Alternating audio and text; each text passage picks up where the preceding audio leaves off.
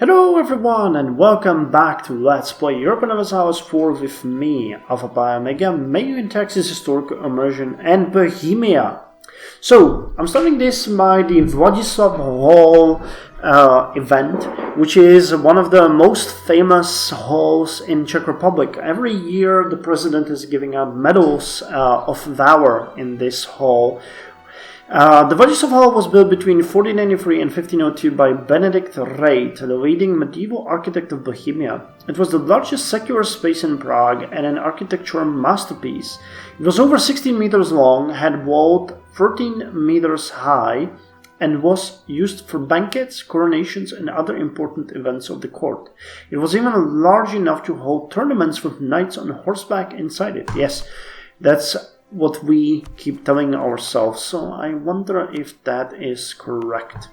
We still have the martial law pending in Havelland and Middelmark, so we can't really say how bad the unrest is going to be there, but I'm kinda content and thinking that it's not gonna be that bad. Oh, okay, I introduced my heir in between episodes, and our heir is a fanatical priest. Tolerance of the true faith +1, missionary strength +2, and tolerance of heretics -1.5. So hey everyone, we're gonna build some churches. Oh, Francis I has gotten, or has become a new heir in France. Ooh, merci, 666, that's a beast right there. Now, during our armies, which I wanted to do, army professionalism is increasing. We could get extra unit, but I'm not sure if that won't go away soon. Our truce with Florence is ended. The king is doing well. He's still very young, taking a bit of a buck, and our centralization is 28. We're saving up money for the next aristocratic idea, and the technologies are looking pretty good. Prague is still the largest city on the subcontinent, minor center of trade. We could invest in it a bit. I'd like to build a corporation guild there or a world famous university, but for now, we're just gonna chill, take it easy. Months and years are passing by, not much is happening, but this is interesting. The Papal State has excommunicated the ruler of Austria. If our son, the fanatical priest, will get on the throne, I think he's going to be quite mad at Austria. It could change a lot. We'll see. Other than that, still martial law in the two provinces that we have gained. Still, we're building the roads in Niederlausitz. They have been finished in Cottbus, which is, kind of nice. We finished the Novohrad fort. I think we might build the road here. Though, how much would that? That would cost a lot. We can't actually afford that.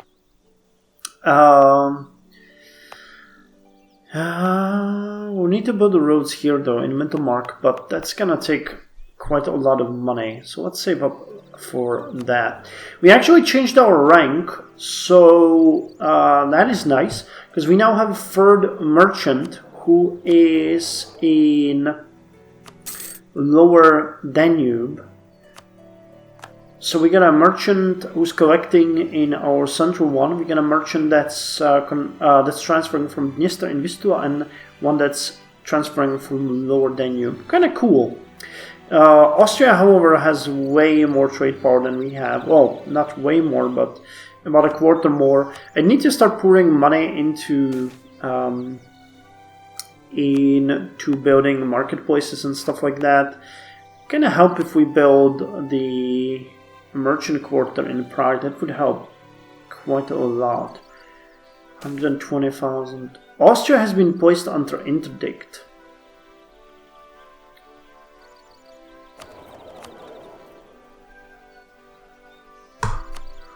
cut off relations with them, which is the first status, I think, to putting them on dissolving the alliance. Okay, I think we're gonna. This is a good reason to start rivaling them. Oh, and they broke their alliance. Okay, I guess that actually makes sense. So who would ally with us right now? Oh, we can purchase an ability. So you guys finally have it. The Austrian kingdom is no longer our ally. Oh, now I'll go to Denmark, somewhere England.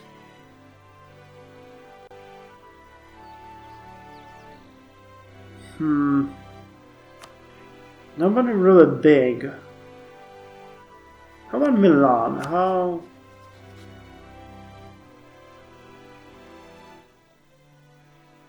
I got a decent amount of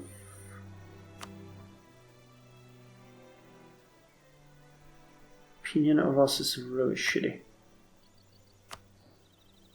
Is there someone that would be worth our time?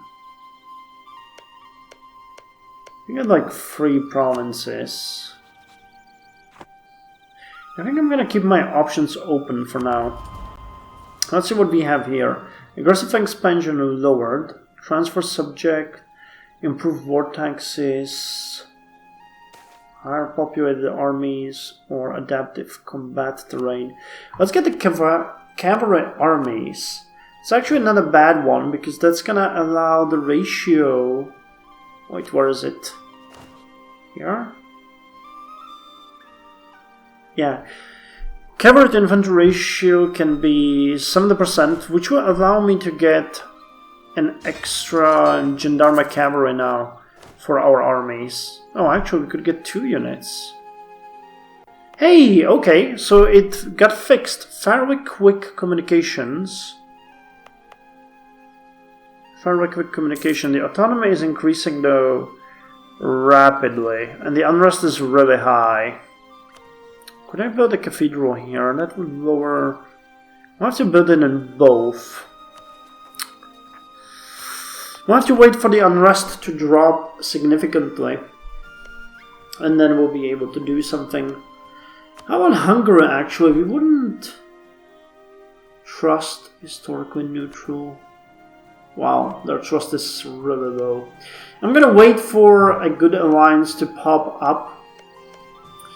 I think Milan would be a good choice, so let's just...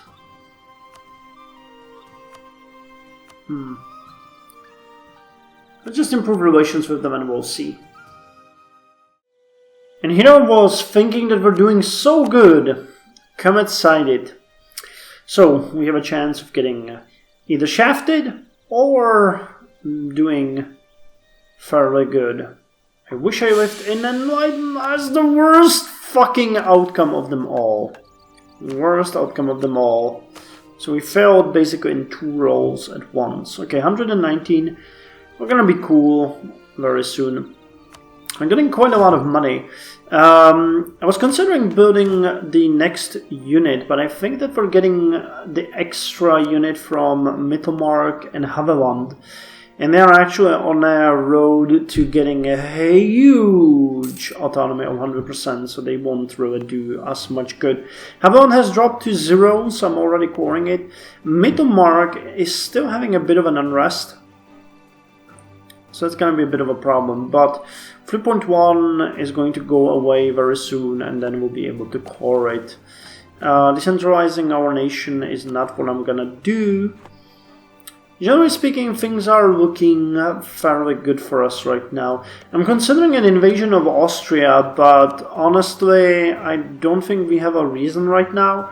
But if our king, if our heir gets on the throne as a fanatical priest and Austria is still excommunicated, we're gonna attack them. With the probably the goal to sack and make them release some nations. I mean, we could lay some claims on, say, these two provinces. You know what, let's fabricate a claim. Just, maybe we'll see how that goes. Yeah, we're getting quite a lot of money. Didn't an advisor die? No. It's kind of weird. How's our army forces doing? Good, increasing. Our units are becoming more professional as well. Oh, hey, there's a revolt going on. Let's increase the army maintenance to max. Go to Yeller. Or we're going to recover a bit of morale and then attack. Okay, actually, I think we can attack now, right? Yeah. Go.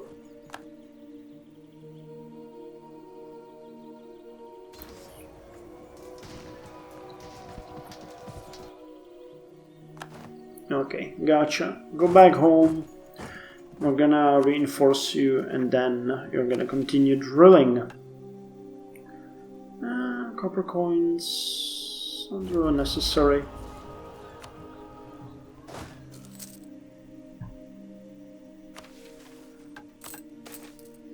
Siberian winds again. Damn, our people are just dying all the time from the awful things that are happening with the weather. It's just... Schism rends the church asunder. With the Curia divided between factions supporting Rome and factions supporting France, the Pope made the decision to turn his back on France and replace nearly half the cardinals with his own. The defrocked cardinals rejected the authority of the Pope, formed a synod, and elected their own Pope. Now France and their allies are supporting this new Pope, while the Papal States and their allies are supporting the one in Rome, each declaring the other to be a false anti-Pope. The schism is tearing the Church apart as good Catholics struggle to determine which man holds the keys of St. Peter and the authority to lead the Church. Okay, we're gonna recall the diplomat from Milan. Actually, I was impatient and decided to not ally Milan, but we allied Savoy, which is also very close to Austria. So in case of a war, they would be a decent ally. We continue drawing our armies. We continue preparing to core Mittelmark, and we are very soon going to get the next aristocratic idea. Looking forward to that, honestly. Not much else happening. Let's look around the world. Let's see what's going on. Okay, Castile expanded into Africa. They got pretty much most of Morocco and most of Tlemcen. Okay. Savoy wishes to enter royal marriage with us. I'm gonna grant that. We still have a royal marriage with Austria. Can we break it now that they are excommunicated? Yes. Okay, let's break the royal ties with Austria. That's gonna make it that we have only two... Yes, we're losing only 2 points every month. Conciliarism. In the early 13th century, some canon lawyers speculated what to do if a pope became a heretic and concluded that ultimate power rested in the hands of the church itself, as embodied in an ecumenical council. Meant as an exercise in theory, it gained serious attention during the schism as rival popes split the church. Witnessing the election of rival popes, the unwillingness of popes to cede power, and the politics of the Curia, frustrated church leaders looked for a rival authority that could call a church council. They found one in the example of Emperor Constantine, calling the Council of Nicaea, and looked to the modern example of the Holy Roman Emperor to unite the church. Many church leaders and laity became convinced that church councils were not only good but necessary. Rather than be led by popes with human frailties, they believed that the whole church should meet on a regular basis. Inevitably, this conciliar movement would come into conflict with the popes, who guarded their authority jealously. Let's support the movement. And we gain a theologian?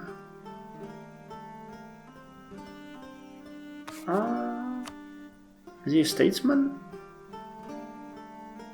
Oh, here he is, theologian. Tolerance of heretics and administrative technology cost lowered. Okay, I think we can pay for him, so let's get a bit more administrative power.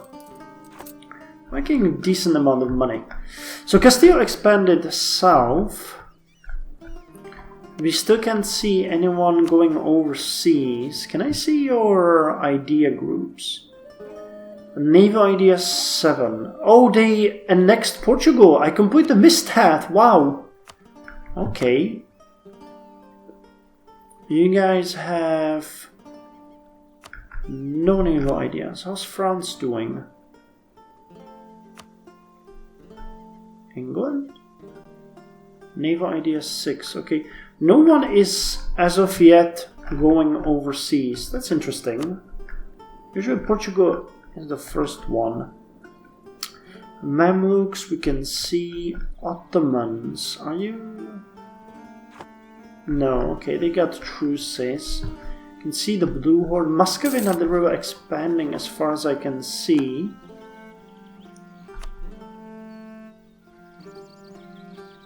They fought with the White Horde, which is weird. There's still White Horde left.